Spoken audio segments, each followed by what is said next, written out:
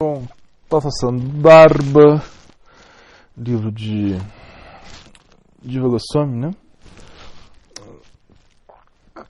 Bom, diferentes escolas de filosofia e teologia indianas aceitam diferentes pramanas como válidos. De acordo com Jiva Goswami, é um total de 10 pramanas ou meios de conhecimento válido que ele lista em seu comentário Sarva Samvandini sobre esse Anucheda.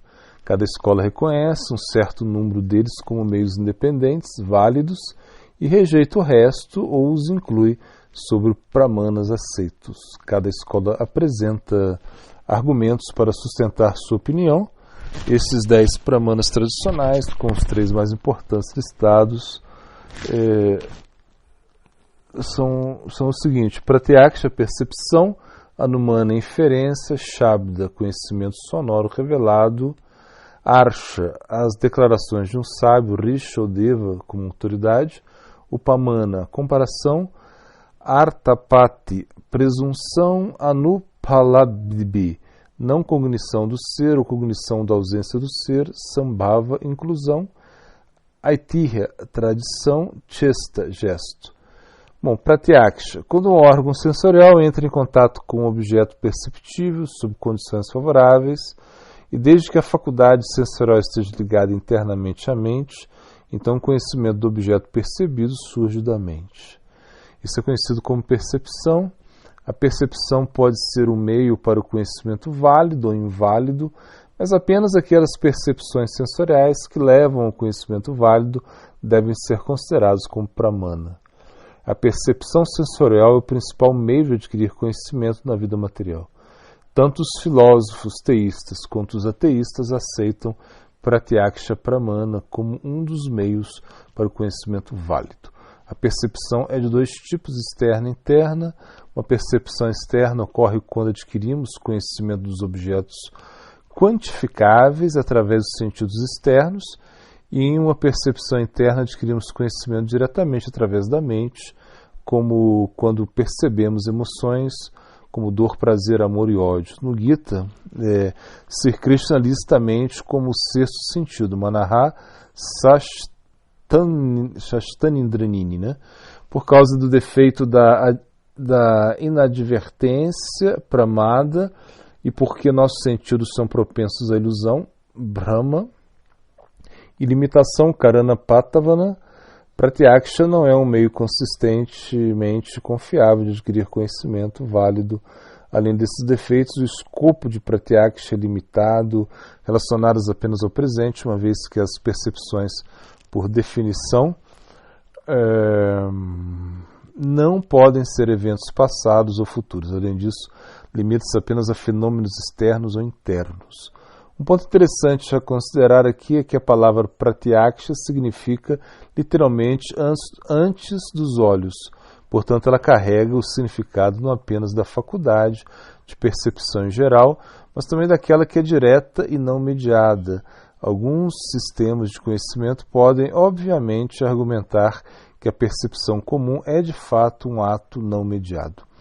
Na perspectiva apresentada acima, no entanto, as limitações inatas da vidência condicional tenderiam a negar ou limitar veementemente a franqueza do conhecimento disponível através de Pratyaksha. Do ponto de vista do materialismo científico, a percepção pode ser considerada como um conhecimento direto, mas do ponto de vista de algumas escolas idealistas de filosofia, a percepção em si é um evento mediano e, portanto, não pode ser conhecimento direto. Foi sugerido na discussão sobre a epistemologia do prólogo para essa divisão, Anucheda 9.18, que Shabda, no sentido de som revelado, implica a existência de um modo de conhecimento transfenomenal correspondente, além da percepção e inferência, envolvendo uma volta da consciência sobre sua fonte. A reconstituição da atenção de volta à sua fonte atualizada atualiza o potencial latente dentro da consciência para conhecer ou perceber diretamente. Nesse estado incondicionado de ser, a realidade é conhecida não no modo dualista de um sujeito conhecendo um objeto, mas no modo de um reconhecimento através da identidade consciente. O conhecimento ocorre exclusivamente por meio da própria autorrevelação da realidade e não por meio de qualquer poder de visão independentemente do sujeito. Esse modo transempírico de conhecimento preenche o sentido superior de Pratyaksha como percepção direta ou não mediada. Em contraste com isso, a percepção comum é mediada através dos eventos orgânicos da individualidade corporificada.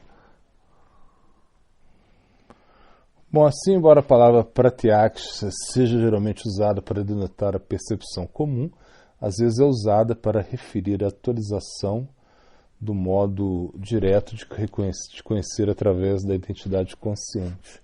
Por essa razão, em seu comentário Sarva Samvandini sobre esse Anucheda, Siddhava Goswami faz duas divisões de Pratyaksha, saber Vaidusha, ou percepção divina, significando hábil, impecável, de natureza do conhecimento incondicionado, através da intuição abrangente, e Avaidusha, ou percepção sensorial, significado inábil, falho, de natureza do conhecimento condicionado, determinado por seus objetos. Vaidusha Pratyaksha pertence a Deus, seus associados e os seres perfeitos, enquanto a Vaidusha Pratyaksha pertence à humanidade comum.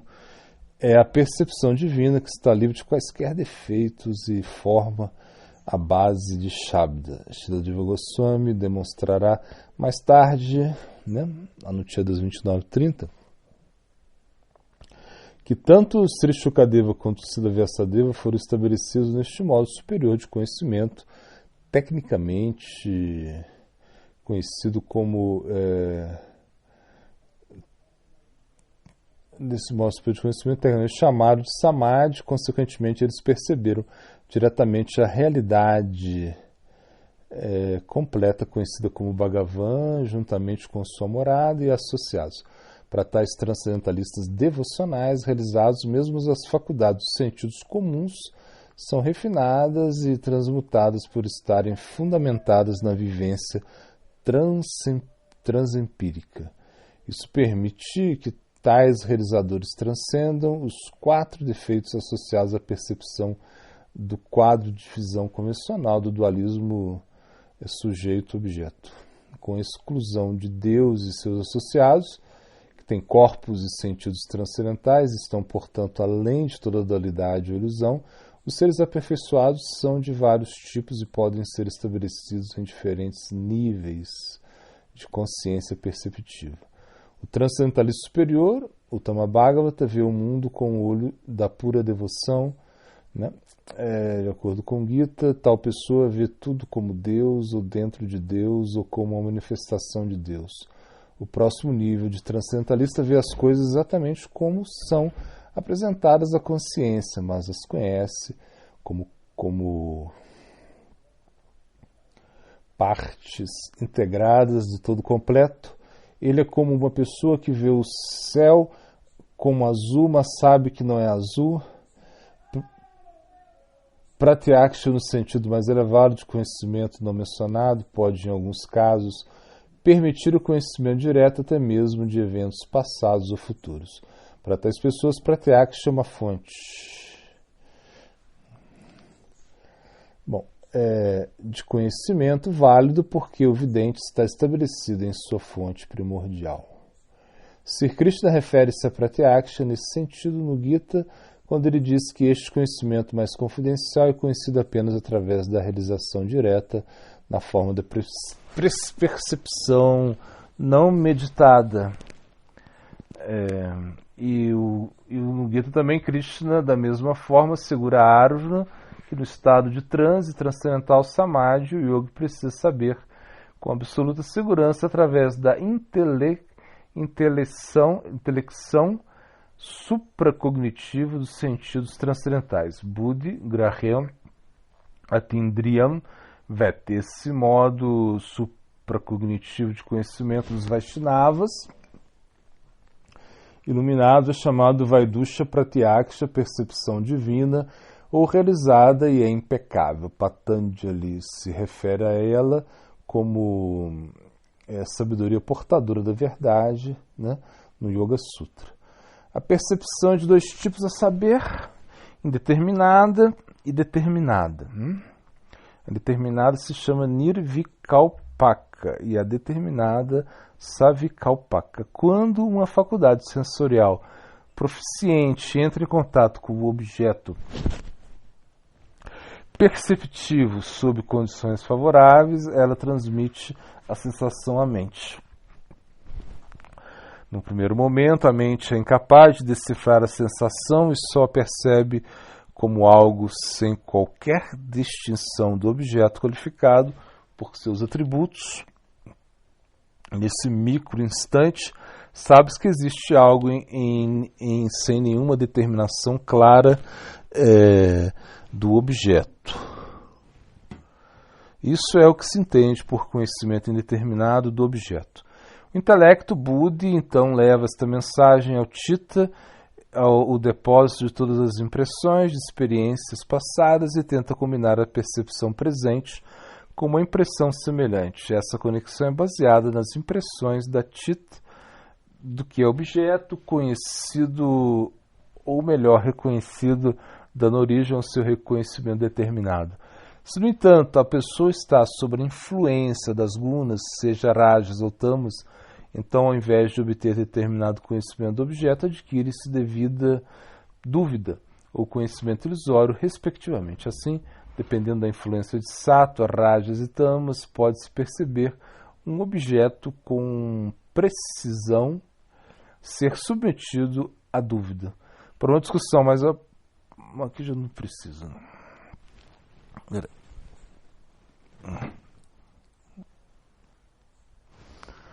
Bom, estou vendo um avião ou um pássaro? Eu estou dando exemplo, né? Ou sucumbir à ilusão, como confundir uma corda com uma cobra. O Anumana, a inferência baseada na experiência generalizada. Palavra Anumana significa literalmente aquilo que segue, anu, consequentemente de algum outro conhecimento previamente estabelecido, mana.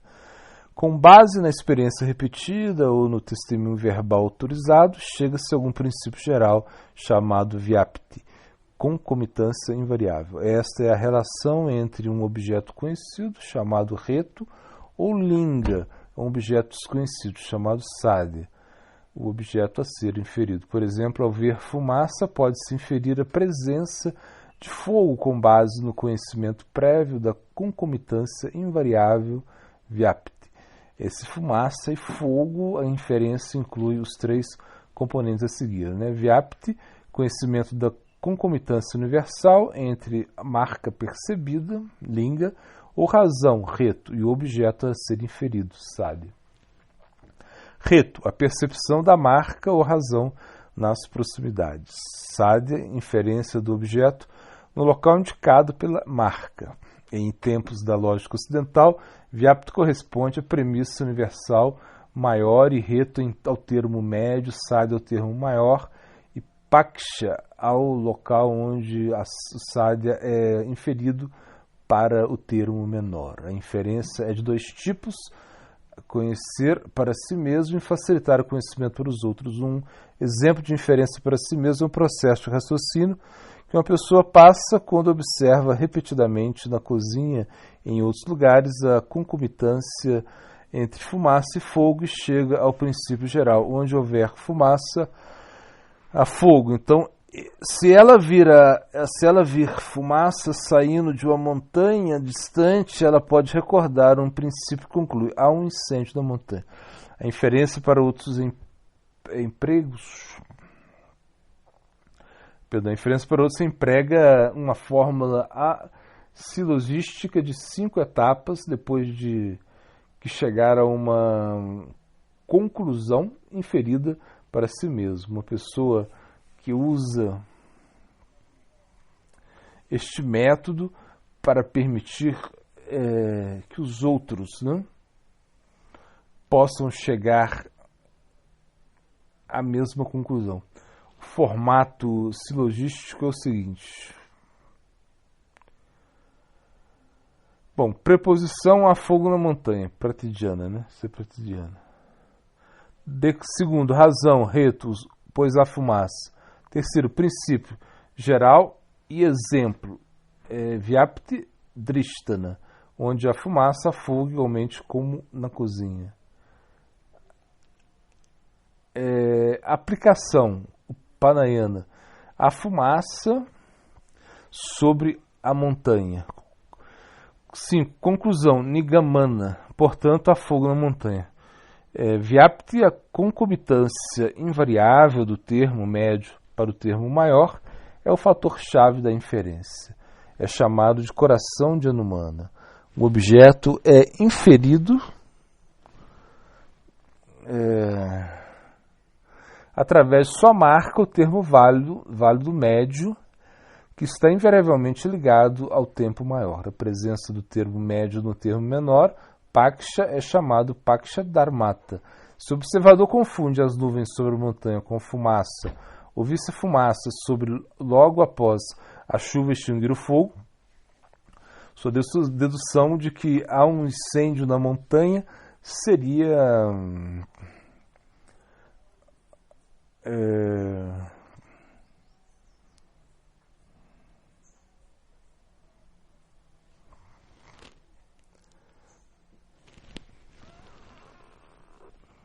seria errado, né? Tá. Então vamos lá. Se houver algum erro na percepção do motivo ou qualquer desvio na generalização universal, a inferência será falha e sua conclusão não será confiável, assim como o pratyaksha, portanto, Anumana não é um meio infalível de adquirir conhecimento. Todas as limitações se aplicam a pratyaksha, naturalmente maculam a inferência também por causa do sua dependência anterior. Dependência do anterior, né? Estou repetindo, né?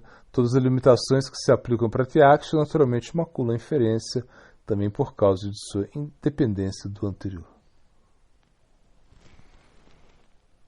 Então tá, então agora o glossário Siddhanta, canção, Haribhakti Vilas, os 3 versinhos a recordar, a linha do versinho que estamos aprendendo e filosofando ficam.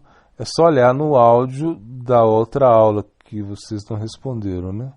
Que muitos não participaram da aula e os que participaram não conseguiram responder tudo. Então a gente repete. Está aí no áudio da arte do Sada, né? Da aula de ontem, né? Bom, Hare Krishna.